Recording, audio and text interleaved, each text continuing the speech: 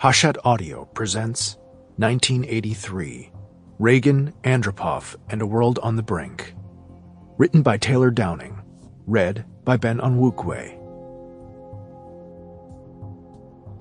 Prologue. At 8 a.m. on Monday, 6th of August, 1945, the city of Hiroshima was teeming with people. Citizens were streaming towards the center of the city to their places of work. Trams and streetcars loaded with passengers clattered their way through crowded streets.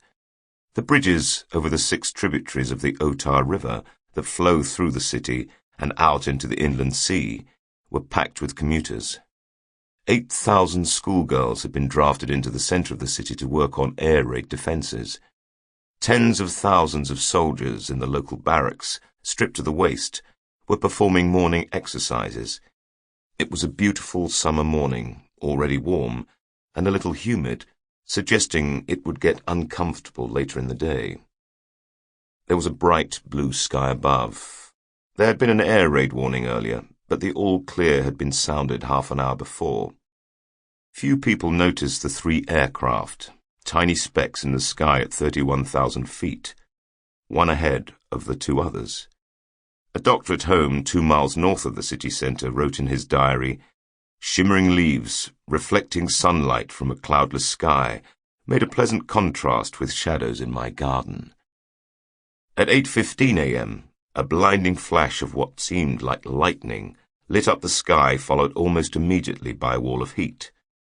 No one near the centre of the city survived to give an account of what happened next.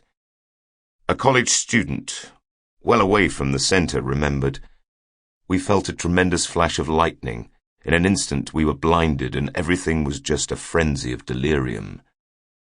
The first atom bomb had been dropped by an American B-29 bomber and had exploded 1,800 feet above the city centre.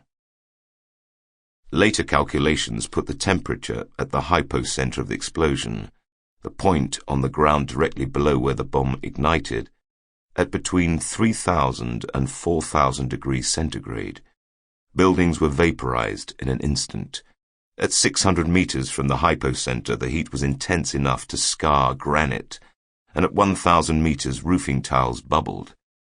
People were incinerated, and nothing was left except for small, human-like shapes on pavement and walls, where their bodies had temporarily blocked the severe heat.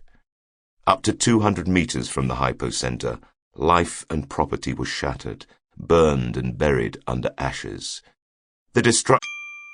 Sample complete. Ready to continue?